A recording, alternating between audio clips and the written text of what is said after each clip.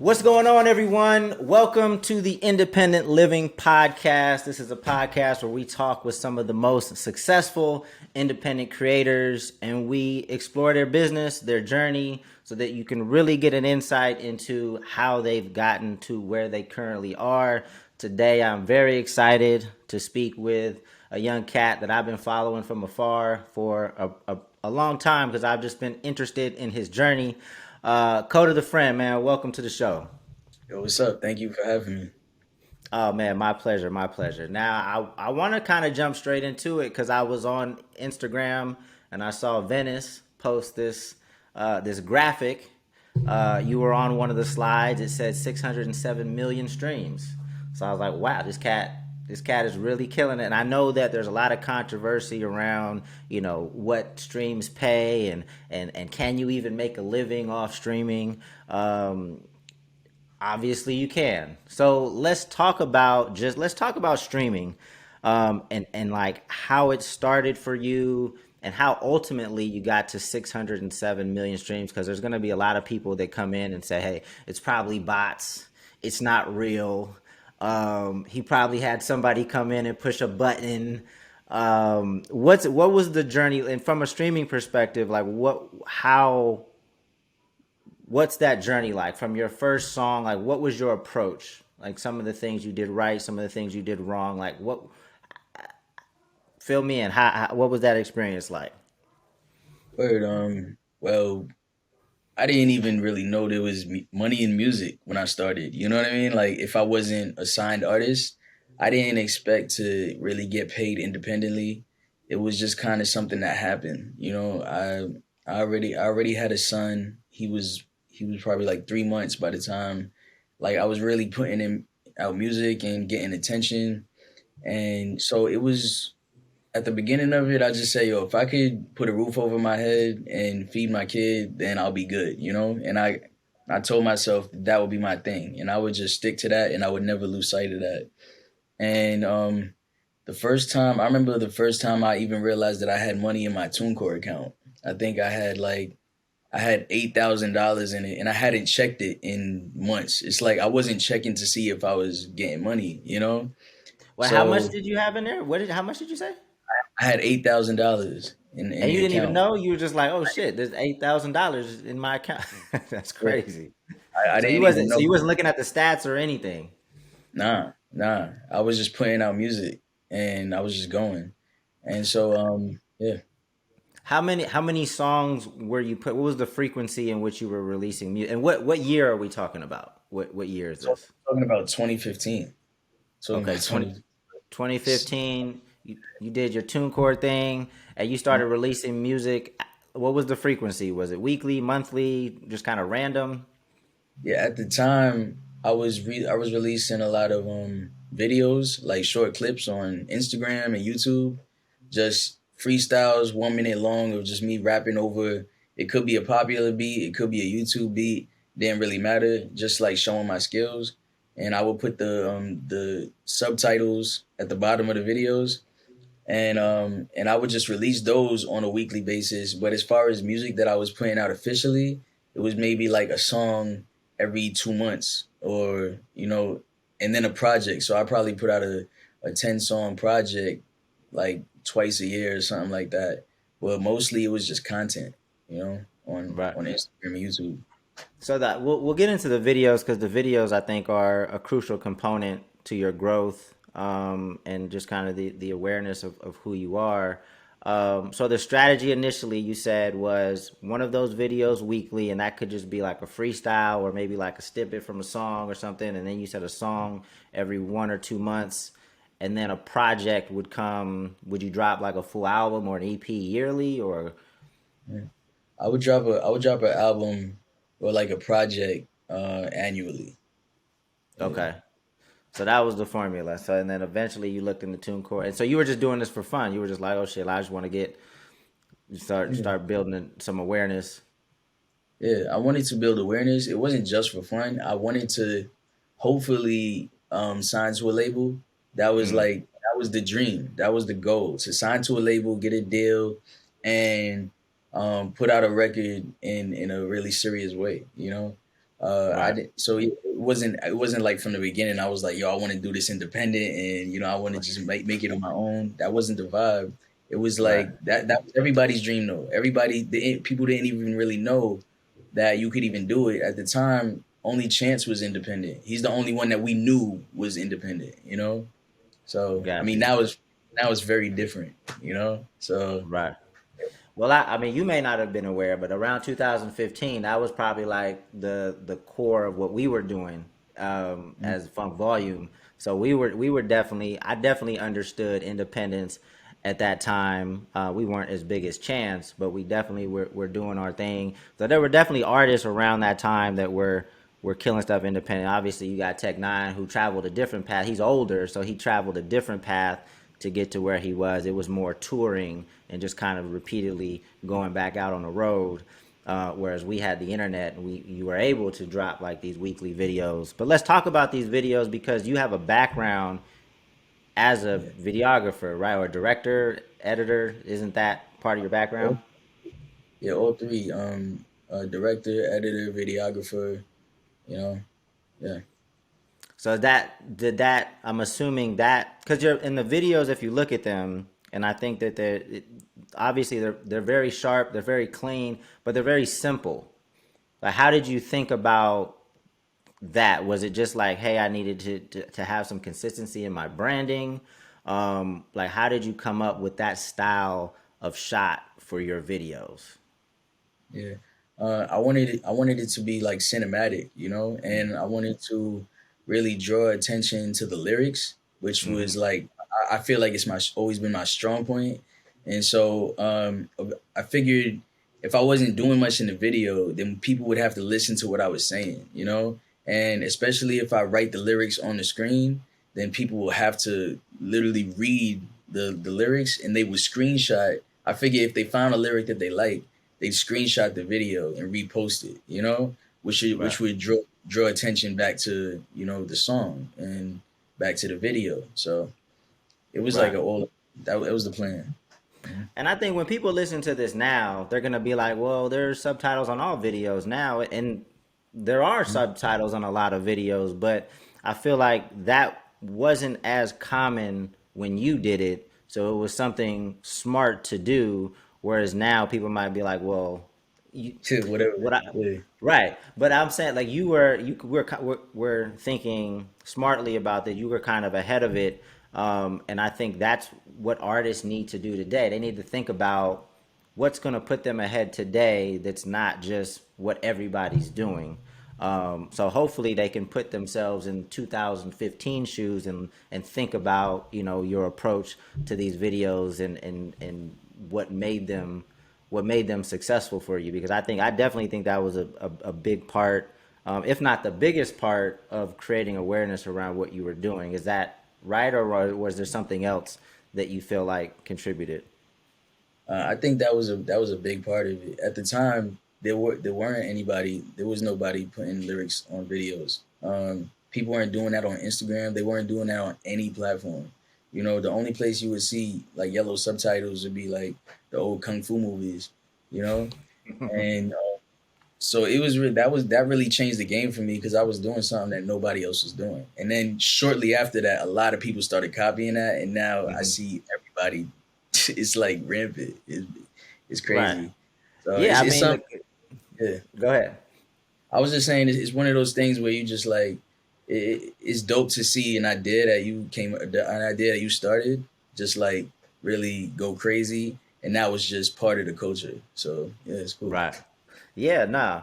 Uh, Dope. I mean, something simple, but I feel like you were ahead of your time. And I think it did make a lot of people pay attention to the lyrics. And if you go back and look at some of these videos, I mean, you're still putting out videos today. I mean, I just recently saw the one that I'm assuming is your son rapping or jumping around and dancing to some of the songs. Like it's shot. It does. I would imagine those aren't that expensive to shoot. Like, do you need a big budget for these videos? I mean, you just need a good camera. You need well, not even a good camera. You can use your iPhone. I Right. think for a couple of my most recent freestyles, I just used the iPhone. I just put the iPhone up, and it's all about what you do in post production. to make it look good, to make it look like it deserves to be watched. You know, but it's free pretty much. If you have a device to film on, the video is free. You know. These conversations are going to be interesting because what I like to do is I like to get art or try to get artists to stop making excuses. Hmm. Everybody's always looking for an excuse that's out of their control of why they're not moving how they're supposed to be moving, right? And it's typically like, hey, I don't have this, I don't have a camera, I don't have money. And, I really don't think you need to spend a lot of money on any one thing today. You can start today. As long as you have a phone, you can Hmm. start building an audience, That's right? true. Yeah. So going back to the streaming, so you found $8,000. Once you saw $8,000 in there, was that motivating? I was like, okay. I was like, oh, like, Yeah. It was motivating. It was very motivating because I decided, oh, I can make money from streams. I wasn't thinking, oh, there's only $8,000 in this account, because remember, I wasn't making any money from streaming, or so I knew, or so I thought. And so when I saw that $8,000, I instantly, because I was actually shooting music videos for other artists on the side. Well, that was my main gig at the time. So when I saw that money in the account, I just stopped doing that altogether, and I was like, I'm just gonna focus on making this number higher and like these streaming numbers higher. And so after that, like my main goal was like, how can I get more streams? How can I make this work? And so I wasn't putting out a whole bunch of music, but like I said, I was doing the weekly videos, and that was driving people back to my music. And I noticed that instantly, and so I just kept the content going. So the biggest thing, it wasn't how many songs can I put out in a month. It was how many videos can I put out to promote the music, that I have on my Spotify and Apple Music entitled. Yeah. and what were you doing to drive people to the music? Was it just like, hey, link in my bio? At that time, was it just the swipe ups from the stories on Instagram? Like, what do you feel like? Or did people just start to hear your name and they would just go to Spotify and search it? How do you feel like people were going to Spotify from the videos? Yeah, it was link in bio. It was story swipe ups. At the time, the story swipe up was still a thing. I don't know why they Um, took that away. The yeah, it was swipe was cool, dope. right? Yeah, I don't. Awesome. It's awesome. But I still think about that too, actually. But uh, it was a lot of like ads, like Instagram ads, not the normal ones that you buy through Instagram, like different page ads. I would like I would find like 5 to 10 pages that posted stuff, music like mine, and I had like a budget just for that, just for those Instagram ads. And it would help just because it's like people would get to know about me. People would see the video, say, "Oh, this dude is dope. Let me check him out. Let me check out his Spotify." Boom, boom. And you never know whose attention you can get, and you end up getting people, all types of people, other artists. You end up getting fans and just music lovers or journalists or whatever, and that really helped. So you would find other Instagram pages that had a similar demo as you, and you would pay. How much would they be charging? Like $50, $100, $500? How would that work? It would be like $50, $20 maybe. You know what I mean? Sometimes I'd make a deal because I didn't have a ton of bread at the time. So I would be like, yo, I'm gonna drop a video a week for the next, 6 months. So just like if we can give me a deal on that based on that package or something, and maybe it would work for both of us. But Right, it was just knowing that it was gonna be consistent, and it was consistent. So right. What song hit a million first? A million plays on Spotify. ooh, I think it was a song called Alkaline, if I'm not mistaken, or Chicago Diner, one or Okay. the other. Yeah. So this is all fairly, or I mean, you ran ads. To me that's what you're doing. So there's nobody coming in helping you, like nobody. How reliant were you on playlists? Was your music getting on playlists, or was this your community that you were building, just kind of repeatedly playing your songs? Yeah, at first it was all about just the community, and I was hitting I think I hit like 10 million streams on a song independently. like with no meaning. I was getting zero playlists. Like I'm telling you, zero, and that was something that people were trying to figure out. People didn't know how to figure out what I was doing. They couldn't understand it. But when the playlist kicked in, then it went crazy. Then it was just like, oh, now it definitely made a difference in how many people were exposed to me.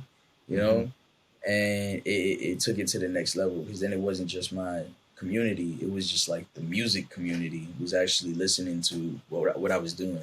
So Right. playlists do play a big part, but I would say the foundation is the most important thing. Even before you get that help. For sure, for sure. So when you got on your first playlist, was that organic or was somebody helping? Did you build some relationships at Spotify? Like how did you get your first playlist looks? I got my first playlist. I hired this PR firm for they did like they worked per song. So if you have one drop, then they'll work that for $1,400 or whatever. And so I tried it. That's the first time I ever really tried any PR. And so I did that. They got me on New Music Friday for the first time, and after that, like Spotify just kept paying attention, and Mm, and that's really how that relationship started. I think that was probably the first time they even noticed that I existed, mm. and and then everything kind of started moving quickly after that. Yeah. Right. So again, I just want to remind the people watching this that we're in 2015, 2016, right? The game changes damn near monthly. So Mhm. the things that we talk about in Coda's journey or other artists' journey that we have on the show, like you may not be able to just copy paste, right? It's more about the mindset. It's more about the work ethic. There might be some opportunities that they took advantage of that are still available today, but I just want to remind people that the game is constantly changing. More music is being put out today. It's harder to get on playlists because more music is being put out today. So I just want to remind, so if there's people listening to this, like, oh, I'm just going to do the same thing. Like, some things you can copy paste, other things maybe not so much. All right, so you're doing your thing by yourself, just TuneCore in the situation. I know eventually you currently you're partnered with Venice, Yeah. which is a music distribution company that's headed up by Troy Carter. At what point did you start partnering with Venice, and why did you make that decision? I was my management at the time advised that we should do that. Um, yeah, so that's kind of why I did it. Okay. Has it been working out for you? Is it something that do you feel like you should have continued to tune core the situation or DistroKid, or is has the partnership worked out for you? Yeah, it's cool.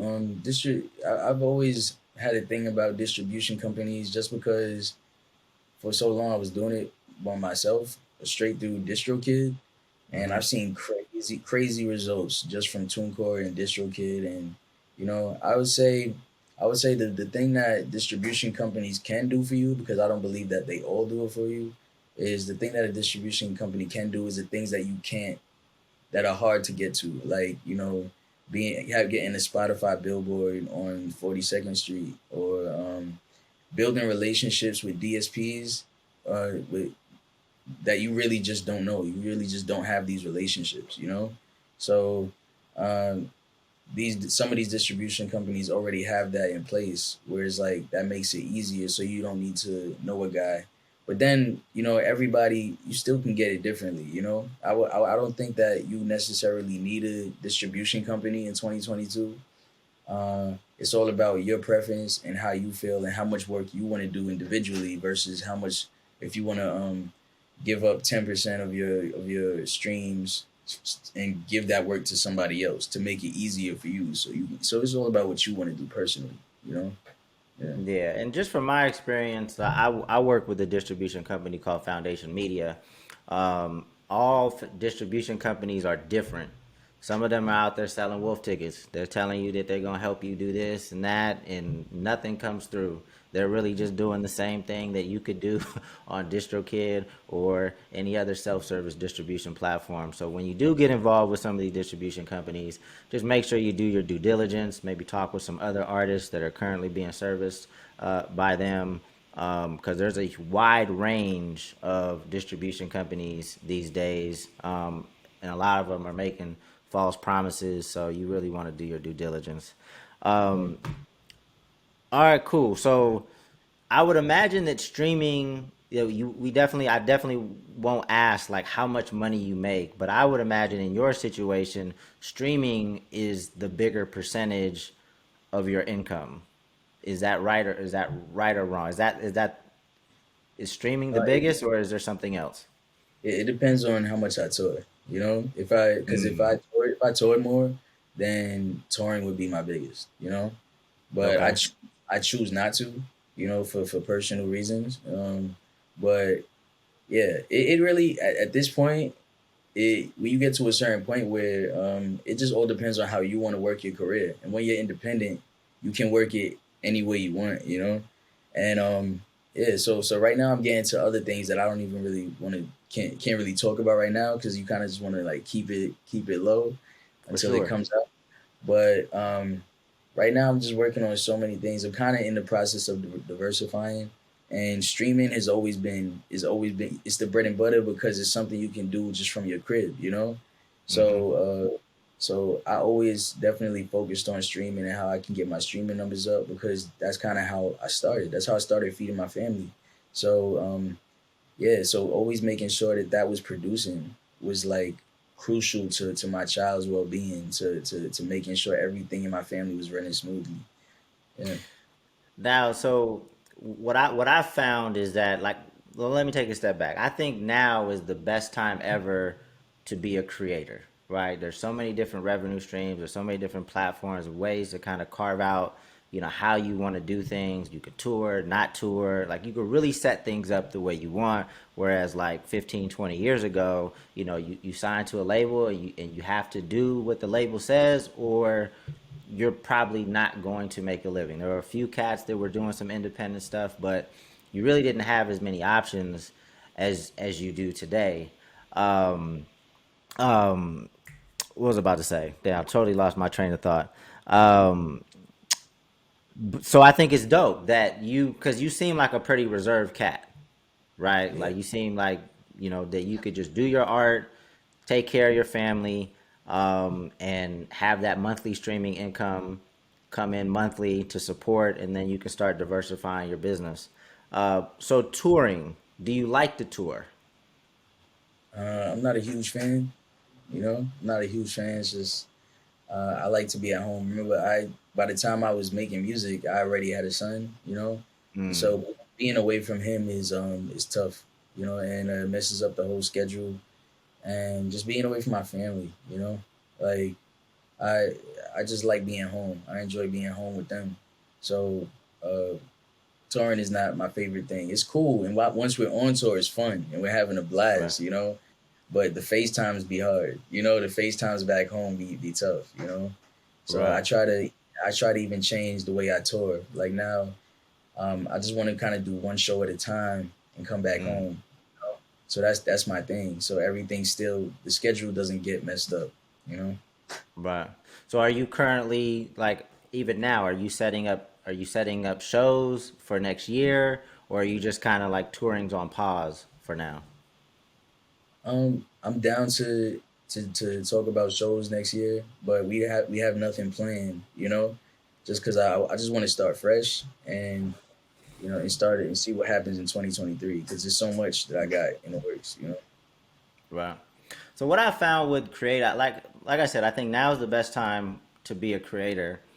The downside of kind of like being able to have some financial success like on your own. Like I run into a lot of artists, and I think this was the case with Hobson. Like when I first worked with Hobson, he told me that he wanted to be like one of the biggest artists ever, right? So I'm Mhm. like, cool, let's go there. Like let's figure out how to get there. And I think once you start making a little money, like you start get comfortable, and not to say that it's wrong, like things like the end goal can change, but if you have a team, I feel like you have to communicate that. But I feel like some creators like get comfortable and they stop producing the way they did when they didn't have anything to eat, Hmm. right? And again, that's okay if that's the goal, but what is your end goal? Like what, like snap your fingers, what are you happy, like is this, or did you beat the game already, or is there something bigger that you're trying to get to? Yeah. My goal is contentment, man. Like I just want to be content all the time. You know, not necessarily chasing anything in this life. Anything can happen. You know, an atomic bomb could drop on your life. You know, where it's like you can be working towards it, and everything is going great. You know, and then a bomb drops, and then it's done. You know, so it's like, what does it matter that you were working so hard on X Y Z? You know, so I try to just stay content and every day make music. Every day work on music because that's what I love. Mm. Forget about being the biggest artist in the world. Forget about dropping a hit record. Whatever. It's just every day I make music because it's what I love to do. It's what I feel like it's one of my gifts, and it just fits into the rest of my life. It fits in with the rest of my life. It fits in with my kids, with my wife, with my family, everything. You know, so it's just like music is just another notch in my belt. It's not the whole thing. So like Wow. I keep doing it because I love it. I don't stop. Not because I'm a workaholic, but because it's part of my life. Mm. It's part of who I am, you know?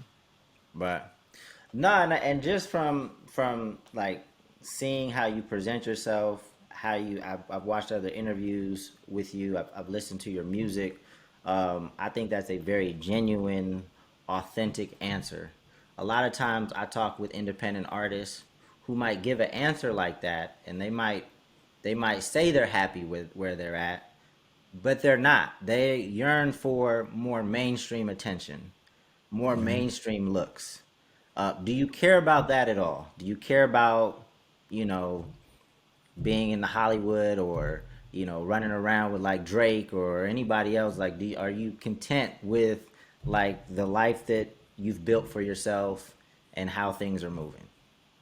Yeah, I'm content with the life that I built, man. I think I'm content and I still strive. You know, I appreciate where I'm at, and that was always my mentality. Is like, and that's what kind of kept me going. It's like I never stopped anywhere because I feel like, oh, I'm here. I can, you know, I can chill.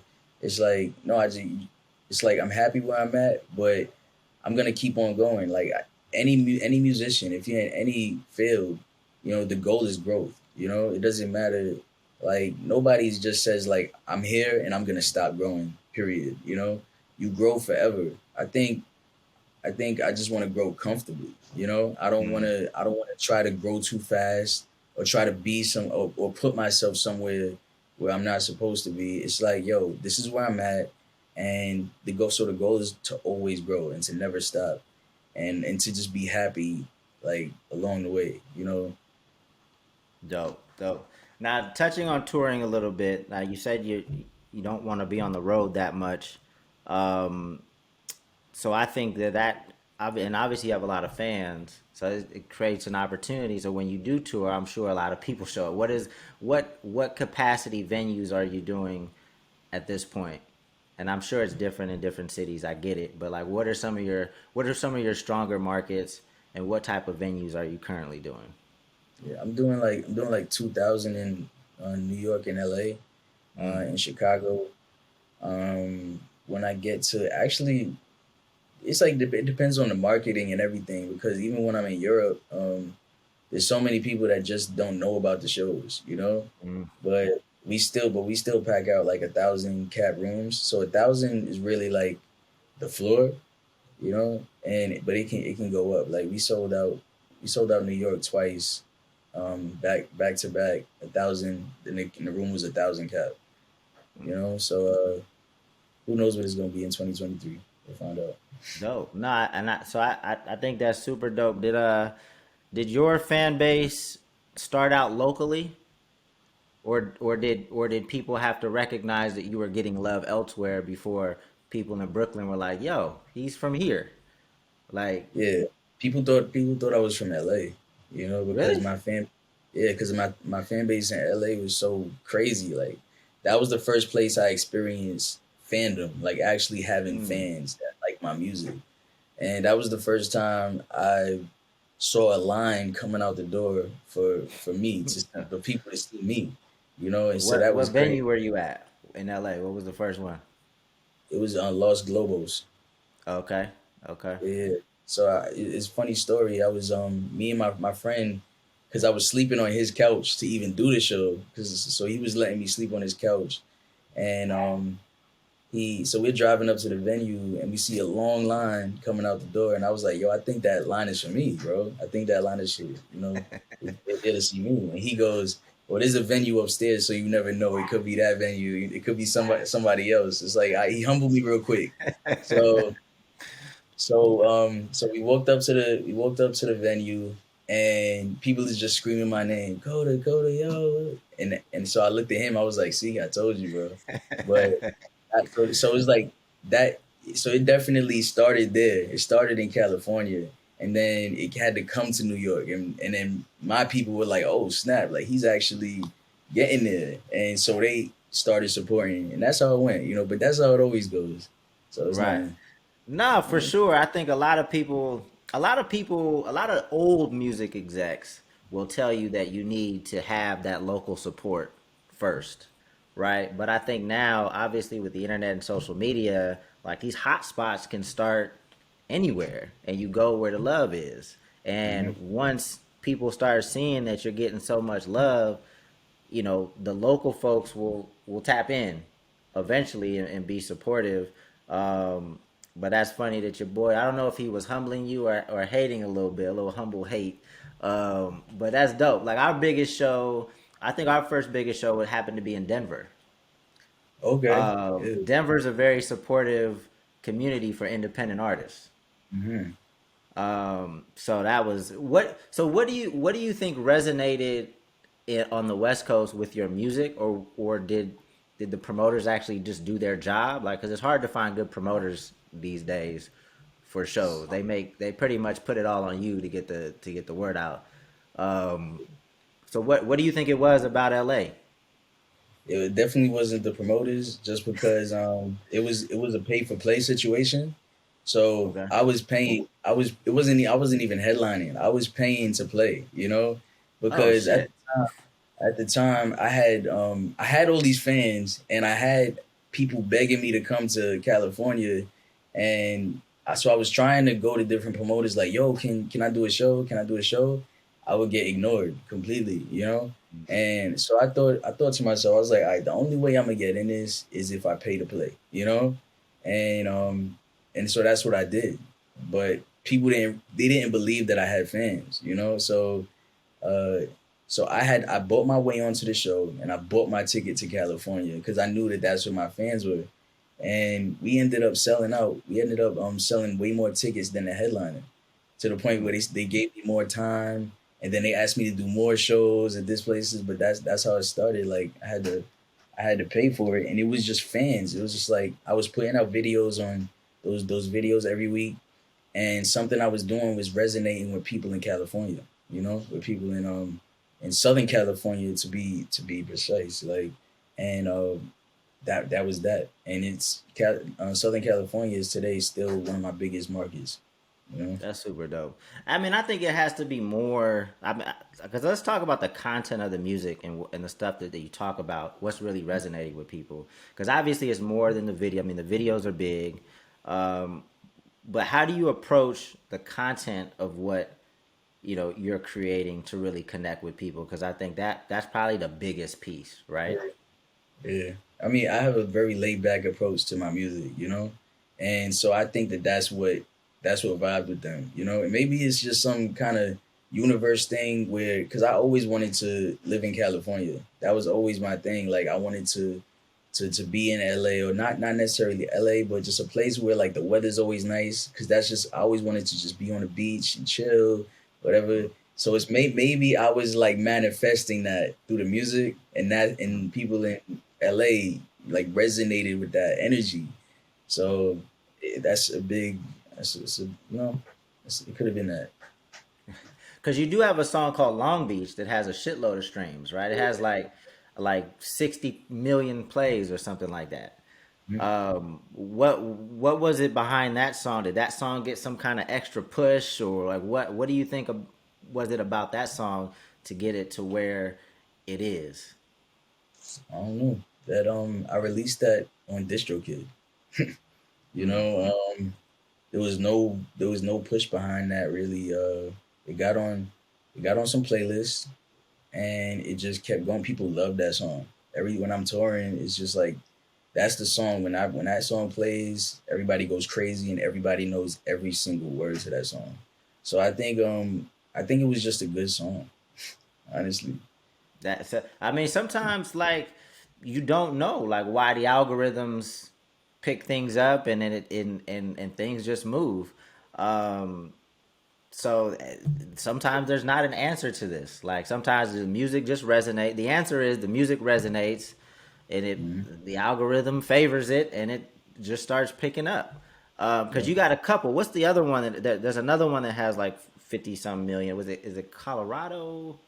Um, Colorado has a lot of streams. I think it has over 50 million. Colorado has a lot of streams outside, and I'm not sure about the rest. for any of these songs where you've got a shitload of streams on them, was any did you do anything extra? Was there any like intention, like, hey, I'm gonna do this influencer campaign, or I'm gonna, put a bigger bag behind the advertising for this one because I know it's gonna resonate, or did it all just kind of bubble organically? I think it's organic, but like Colorado, I made a video for it that went crazy on YouTube Mm. and drove people to Spotify. I believe. I don't know for a fact. Long Beach, I have no video for it, but it's my most streamed song. Still, Yeah, you still don't have a I video still for Long Beach? have a video for Long Beach. No. Are you Uh, considering making one now that it's? I mean, it's been out for a minute, but yeah, I'm still considering making it. But I want to do it right. I want to do it justice. Don't want it because it's such a big song, so it can't just be like a regular video. It got to go hard. But every song is different. Every song is really different. Every song has its own journey. You know. hmm. So yeah. So which platform, which social media platform are you the biggest like on? Like which one do you have the most followers? Because your social media, obviously you do well on social media, but it's not crazy. Like you don't have like 5 million fans on a platform. But what is the platform that you rely on the most to communicate with your community?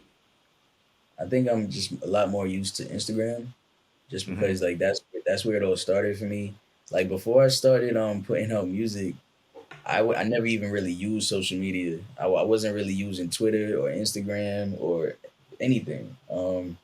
And I only started using Instagram because I wanted to promote my music, and so I always focused on Instagram, and so it's kind of like still with me. Like I've tried to use TikTok, but it's such a learning curve, that it's just like it's something I'll have to work at and figure out how, because I just don't want to do it and try to do everything that everybody else is doing. I kind of Right. if I'm gonna be on a platform, I kind of want to just figure out how to do me, and Hmm. so now I'm trying to figure out how to navigate that. So, but for now, it's Instagram.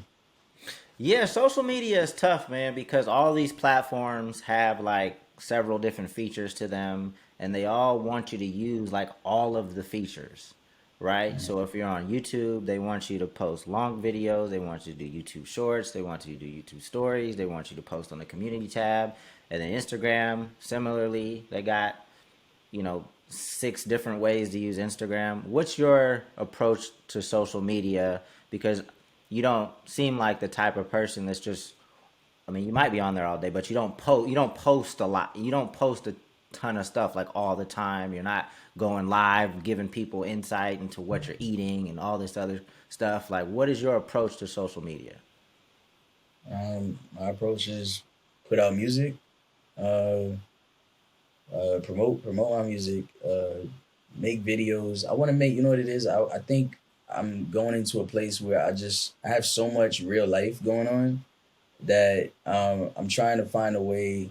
I'm actually finding a way to just kind of like merge the music with my life, and just it's Mm, like, yo, this is what I'm doing, but here's the song that I just put out, you know. So it's not mm, like it's not necessarily me eating food, but it's like if I have a big moment in my life where it's like I appreciate what's happening in my life right here, I'll mix that with a song that I just released, you know, that when it makes sense, you know, and so it's like then I'm not really skipping a beat with anything. I can kind of like do both at the same time. So mm. so right now that's where I'm at. Like it's all about life is all about my family, and it's all about my music because that's my calling. So I just mix those two, and those are the most important things, and that's all I focus on. And Dope. that's it. That's a dope approach. Do you feel like your strategy would have to be different if you started today as opposed to, you have a community that's in tune with what you're doing? If you were talking with an artist right now and you kind of see how social media is, what would be your advice for an artist that was starting today or wanted to pick up traction today? Would it still be the same approach, or do you feel like they would have to be more active? I would say you have to be more active. Like I think social media is way more important now than it was in 2015. You know, Mm, back then, a lot of the blogs were still big. It was like still like you want to get on the complex and you want to get on the hip hop DX, but now people don't really care about them no more. You know what I mean? mm, They're not running the plays like they was back in the day. Like it's all about social media, bro. Because you know what it is. Too many artists started making it without them. You know, mm-hmm. and and now it's not you need that stamp of approval less, and people are getting famous just because of something they did on TikTok. You Mm-hmm. know, it's like so. It's I would say it's harder now because it's you have to do more. You know, you have there's more that you. It's like back then I was the only one that I knew of that was putting out weekly videos on a weekly basis. And for a lot of people, that was like, bro, that's a lot of videos. How do you do that? How do you keep up with that? And now we got people putting out videos every day. You got people doing Multiple videos a day. so my advice would be trash because it's just like, bro, it's like it's like this is a new space. This is a completely new space. Like you said, the game is changing every month, you know, and that's something that I've noticed too. And you know what it is? I would say my advice is always do your own thing. You know, that's and even though that's kind of cliche, but in an oversaturated game, you can't play the game. You have to create your own game. And you have to win at that. You're not. I don't think you're gonna win by playing the game. You know, Right. it's it's almost impossible with the things that are the fact that everything's changing at such a fast rate. And Mm, so I would say figure out your own lane and work at that. Play to your strengths. Everything has to be customized. When you're an independent artist, you're not gonna make it with somebody else's tools. It's just not gonna happen. You're not gonna get the same result. Like that's why my advice would mean nothing to you. You know, if I could tell you, oh, this is how I got it and I did this and that, but if you emulate that, you will most likely fall on your face because I'm a completely different person, completely different right. set of skills, you know? And what works for me might not work for you, especially in 2022. Like there's so much more happening. Like Right. so many more people putting out music, like so many more players in the game, influencers, like Instagram isn't even what it was in 2015, 2016. You know, TikTok Right. is TikTok is running the game whole, and that has a whole different thing. And they, like you said, they want you to use all these different aspects of the platform. And if they're gonna even put you in front of anybody, you know, they're not even giving you access to all your followers. You know, you don't even have access to all of the people that are following you. So it's tough, man. It's tough, and I feel like a lot of everybody's trying to figure it out at the same time, and I feel like sometimes it's just a timing thing where something worked for a person, and it can be a game of chance easily. But just do your thing. Right. Yeah. How many weeks were you consistent with the weekly videos? I was doing it like, I mean, I would probably miss a week here or there, but I was doing it for like a year and change, you know. So I would miss some weeks, but it was a consistent thing where it's like, and it didn't have to be on a Friday or a Thursday. It was any day of the week. Sometimes I would drop 2 videos a week, and Mm. so I'd say for over a year I was very consistent, you know, where I miss it sometimes, but I would always pick it up next week, you know. And then how did so? Because there's a lot of artists that will like say they're consistent, and then I'll ask, well, how long have you been doing it? And they were like, oh, this is like the sixth week. I was like, well, what do you expect? Like, you can't really. I think I heard on one of your interviews you did kind of have some success out the gate though. Like, you had some success with some videos pretty early. Was that true, or did I mishear that? Well, the first one of my videos were always called Lyrics to Go. Like that was my video series that I would do. And the first video Lyrics to Go that I did, um, it got so much attention that I just kept that's the reason why I kept doing it. And I just kind of like kept on recreating that same concept. Standing completely still, words at the bottom, nice color correction in the video, and I would just do that. That's what I was doing. And so like I was getting success and I was getting attention from those videos where people would just repost. It was easy for people to consume 1 minute of content and just repost it and be like, yo, this is dope. Or send it to somebody. You should check this out. Like I remember somebody hit me in a DM and say, yo, I just sent your video. I just sent your video to Hove, and he said that this was the realest shit that he's seen all week. You know, so it's just like No.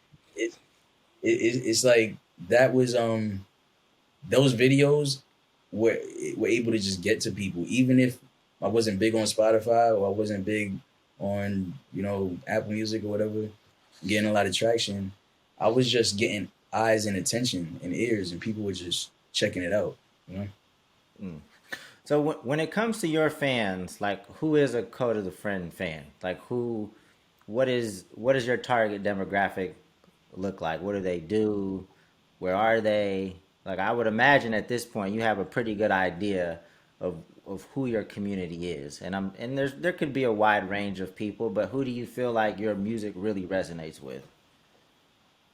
I feel like I feel like it resonates from the people that come to my shows, like really just like genuine people, you know? People always talk about when they come to my show how good the people are in the crowd. It's like, yo, this is the coolest Mm. crowd. And I agree, just because the people that I meet at my shows, like they're always super chill and just kind people, man. Just like very sweet people that like I've made friends at my shows. People that I still hit up to be like, yo, you good? Oh, I just saw you had a baby. That's so dope. Yo, oh, you got married. Cool. Fire. Like people have proposed like to their girlfriends at my shows, and like stuff like that. And so like it's these just really genuine people that show So up. so so was this all intentional? Did you know that? Like, because obviously your name is Code of the Friend. Mhm. Like, is this all intentional of like creating this type of energy, attracting this type of people? Is it intentional from the jump, or like how did you what was the vision before it all came to fruition? Yeah, I think that was part of it. It's like when I was thinking of my name, I wanted to think. I was thinking about what kind of person do I want to be, what kind of artist do I want to be, what kind of message do I want to send to the world. Like I wanted to be intentional with everything I did, and so I knew that I wanted to have good intentions for the people that are listening to my music, and for this community that I was going to be building. And so from the jump, I knew that I wanted to make stuff to help people, and because like one of the things I said when I came up with my name was like, yo, everybody needs a friend, you know. It's like, and so that has kind of just it kind of just manifested itself into what it is today, and I'm happy about that, you know. And I feel like every day the goal is to live up to that name, you know. So Mm. No, that's dope. And I hope that people are listening is because the story is really starting to make sense. The success is really starting to make sense as we're having this conversation. I hope people that aren't familiar with you like check out like what you're doing and check out the music. Um, merch. Is merch a big part of your business? Is there focus there or not so yeah, I much? mean, I have a whole store. I have a whole like a physical store in Pennsylvania that Oh, people dope. actually, yeah, that people actually walk into and purchase, you know, and purchase items, you know. So they people come from all over the world to just go to the store. Just be Well, in the I didn't physical. hold on. I didn't know this. How? Why Pennsylvania? It was a place in this particular city in Harrisburg, Pennsylvania. One of my friends, he was there for a while, and he was like, "Yo, I'm thinking about buying property out there." And this is at a time where I didn't even have an apartment, you know, and so and I think my like I was renting an apartment from my friend who like last minute decided she didn't want me to be in the apartment anymore, and it was some drama. So like I was just for a while. I was just living on my mom's couch, and I was just sitting there. But I had money, you know, so I was sitting there, and my dad brought it to my attention. He was like, "Yo, you should look in this. You should look at that spot in Harrisburg." And so we checked it out, and I bought a property, you know, and that's where I put my store. But because it just made sense, you know, it was like a really nice area. There was a river 2 blocks away from the store. There was a movie theater across the street.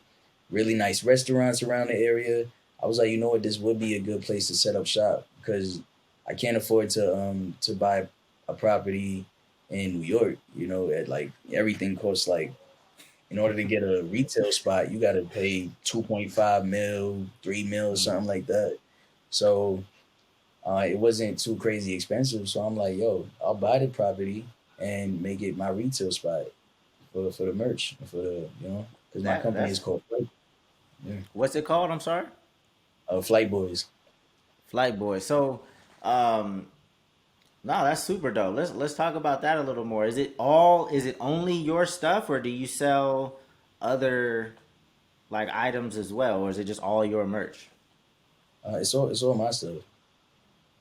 Yeah, Dope. we And sell skateboards, albums, album merch. You know, that's man, that's amazing. Because I know a store is typically tough. Like, we never set up an actual physical store. That was something that I wanted to do. I wanted to have it here in LA so that it could be our store, but also it could be the spot where people did meet and greets and things like that. But LA, there's a lot of artists and stuff coming through. So with Harrisburg, I mean, I'm sure you got obviously you have fans in that city too. But is Pennsylvania in general is that a bigger market for you, or is that it just the investment opportunity came up and that was more what was driving the decision for that? yeah, I think that definitely drove the decision, the investment, and at the same time, it was just such a low key place, and that's kind of my whole vibe. You know, that's kind of what I Mm. like. I enjoy that. You know, I still go out there for a few days out of the month just to kick it. You know, just to sit back and chill for a little bit and take a bike ride by the river, and so it's just so out the way that I'm like, man, this will be. And my thinking was that one day this would be a destination for people to be Mm. like, yo, I want to go specifically to that store in Harrisburg, Pennsylvania, you know, and make it. And I feel like people will make a weekend out of that and be like, yo, I just want to sit here and like, take in the energy, kind of like how in Oregon is where that's where Nike's headquarters are, you know. Mm-hmm. So when people go to Oregon, they're like, yo, I gotta hit the Nike store, yo, I gotta do this and like to go to the Nike headquarters in Beaverton, Oregon is like it's like people just want to that's something people just want to do, you know? So I figured I wanted to do something like that. Dope. Nah, this is all. I mean, this is obviously, I kind of had a good understanding of why people rock with you, but like, I think listening to this interview, people are really gonna start connecting the dots because, like, you, you really, it's a very consistent story across everything, right? It's a consistent messaging and story with your videos, with your music, the way you tour, now with the store and your merchandise. I think you do a great job at really just letting people know who you are and what you're about, and your story, like I said, is consistent across all of these different platforms. So it really makes a ton of sense.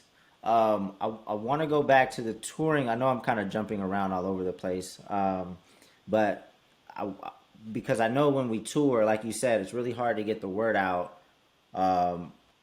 of a tour. Like we have to really, basically, we can't rely on promoters anymore. The promoters don't really promote, and there's always a situation. Let's just say you have a show in Pennsylvania. Once you leave Pennsylvania and post like whatever happened that night, there's gonna be hella people in the comments being like, "Oh, I didn't know you were coming to Pennsylvania." That happens all the time. Like when you do tour, like what is your strategy to try to minimize that? Like how do we try to let everybody know? Do you have an email list? Is there a text marketing list? Like ads, combination of everything? Like what's the approach for when you do go on tour? Well, we have an email list now. You know, for a long time we didn't, but we have an email list of people that we started in 2022, of people that had just been going to the shows. And so when we get back on the road, that's something that we'll look at. You know, we're instantly gonna send out that blast to the email list. So I think that's the most important thing. You know, the email list. Yeah, I mean that's ultimately how Tyler Perry built his empire, was an email list. He had everybody that enjoyed his plays and his shows, and his email list just got bigger and bigger and bigger. And just having that direct connection with your fans is something that I've been, preaching about or yelling at artists to do, because we can't really rely on these social media platforms because they're always changing their algorithm. They're always reminding us that we don't own the communication with our fans. Mm-hmm. I don't know what's gonna happen with Twitter now that Elon is taking over. You just never know like what's gonna happen, what you're gonna need to pay for. So up until this point, did you run ads for tours as well? We ran ads.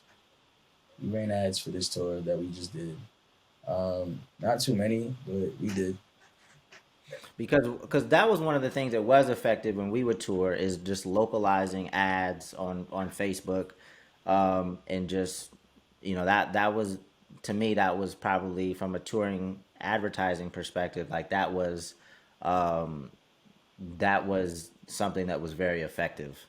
Facebook ads, as much as I didn't like it, when, because Facebook is ultimately how our label became successful. Like that was our biggest platform. We really gravitated to Facebook and really built our community there.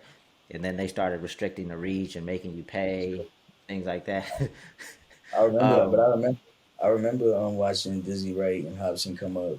So like when you say that, I'm like, damn. Like I remember watching Dizzy Wright's videos, and I actually shot. I think somebody that opened for Dizzy Wright or something, but I was shooting video for one of them at it was at Webster Hall.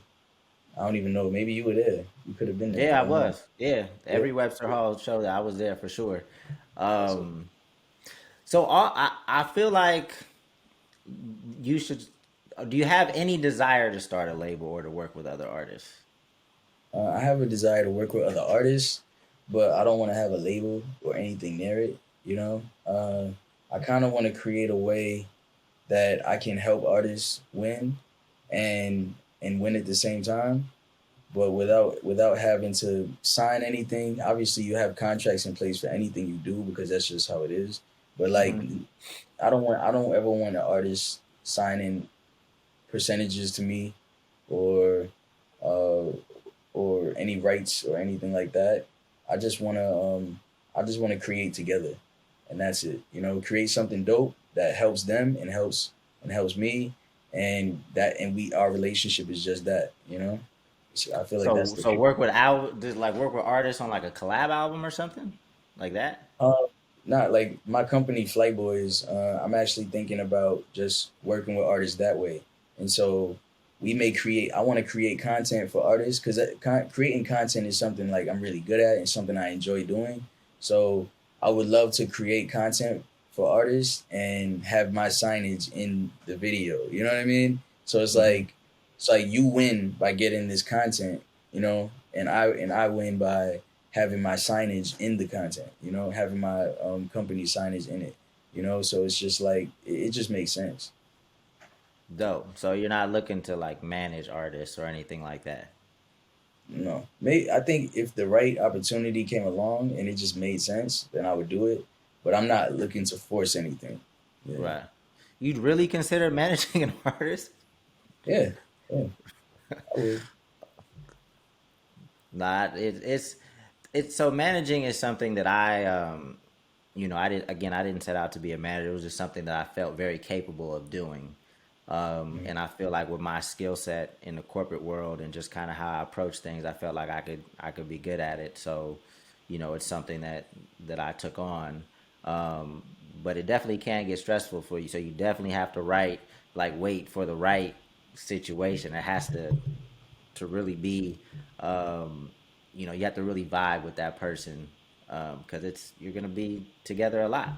Um, so I know you mentioned some other things that you're not gonna talk about just yet. Are there other things that you're about to get into that you can say like, hey, we're working on this, or what does 2023 look like for the things that you can talk about? Well, I already have a project that me and Static Selector are working on, and we kind of finished it basically. Dope. We're actually I'm at the point where I want to make more songs to make sure that we get the best work out of this project. So that's Mm. definitely coming out. We're thinking right now. We're thinking about March. I also have in January. I have a project coming out called Lyrics to Go Volume 4 because I put out one every year. So this is the fourth installation of that series. And other than that, I'm just making a ton of music. Like I got a ton of music that I haven't released, and I'm messing around with new styles, like just randomly. Just right now, my vibe is like this very housey, um, EDM type vibe that I'm just kind of like moving with. And but I'm doing all kinds of music, and it's just I'm having fun with it. So Dope. like, I think 2023 will just be like a lot of fun times for especially for people that are fans of me to be like, yo, because this is I feel like we're really just like branching out and doing different things. Dope. So I Yeah. think that so I know you said that you can't, how you came up, somebody might not be able to just copy and paste, but there are definitely some things that we've talked about that artists should be doing. I think that branding this series, the lyrics to go, I think that that's very smart, and I think that all artists should have like a recurring branded content series. I think that works really well. Even with the comedian that I work with, Big Jaw, like his most successful series is something called The Lesbian Homie, right? Mhm. And people just there's so much equity already built up in that brand that we know that every time he drops a new season of that, it's going to go crazy, and it's going to be way bigger than just kind of his one-off sketches that he drops in between, right? So how is that something that you're very mindful of, just kind of the branding and like these content series? What have you seen from like a fan's perspective, like the comments and how that's gone? Yeah, they love lyrics to go. They love lyrics to go.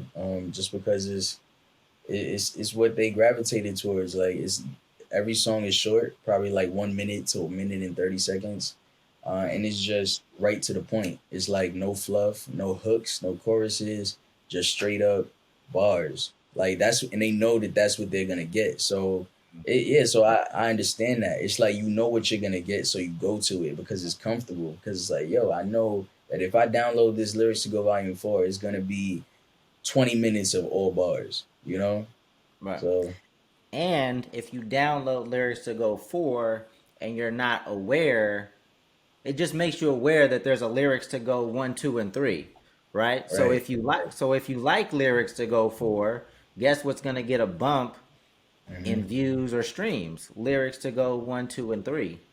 Right. So I mean I think it's smart. That's definitely something that artists can think about, but also what I want them to pull from this is what I talked about before, just kind of the brand, the intention around Kota the Friend, the environment you create at your shows, how you're thinking about your merch, how you're telling your story consistently across all of these different mediums, I think is extremely important. And that's not something that, a lot of artists don't think about that from day one, right? It's kind of just like you start and you go, and then eventually you kind of figure out things and you kind of morph, and hopefully you build this world, this Code of the Friend world that has that consistency. But I don't think very many artists like start out with that intention.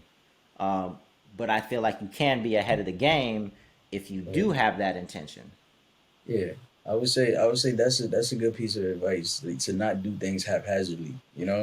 To think about who you are and put yourself into everything that you're doing, rather than just because if I was listening to the people around me saying do this and do that, it wouldn't be me anymore, and it wouldn't be my brand anymore. It would just be this thing that was designed to generate revenue, and there's no foundation with that. There's no trust with that. It's just random. So it's just like, pay attention to the details. I feel like those are the people that win at life and win in any career field, are the people that pay attention to the details that everybody else is not paying attention to.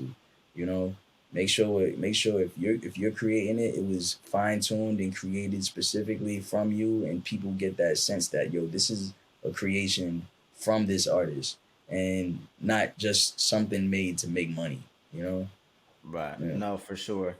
And I promise I only have a few more questions. I definitely appreciate you staying on this long, and having this conversation with me. But one is quick. Uh, I know you don't collab with that. I mean, you have some collabs, so it's not like it's foreign to you. But are there any collabs that you're hoping to secure in the next? Who would you like to work with in the next that you haven't already done so with? Hmm. Yeah, I haven't really thought about that, honestly, in a very long time. Who would I like to work with? I would, you know what? I would like to work with Pharrell. Like, that's an Mm, artist that I would definitely like to. I've been a fan of him forever, and I have favorite artists and all that, but he's one of my favorite artists that I also want to make a song with. You know. mm. Dope. Nah, that would sound. I think that would sound crazy. And the last thing I want to talk about is just your team, because a lot of artists are out here just doing it on their own, and which probably was you in the beginning. It's probably just you. You already had the know-how to make videos, so you didn't really need a video person. How has your team changed over time? Like, who's the first person that helped out? Not names, but like what roles, right? Like, what role did you bring on first? How did the team evolve over time, and what does your team look like now in terms of roles, not names? When I first got in, I had no real management, but I had a publicist, and so at first I would get on a bunch of blogs and stuff like that, but I was getting no streams, and so then I kind of just did my thing on my own for a while and focused solely on creating traction on Instagram and social media and boosting the streams.